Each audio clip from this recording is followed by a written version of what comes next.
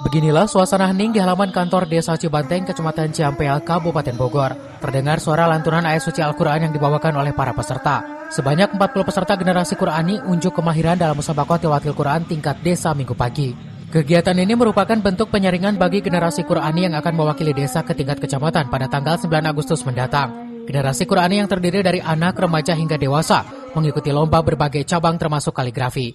Dari 40 peserta akan dipilih juara 1, 2, dan 3 dari semua cabang yang dilombakan dalam musabaqah tilawatil Quran tahun 2025. Seluruh peserta merupakan warga asli Desa Cibanteng tanpa adanya peserta naturalisasi.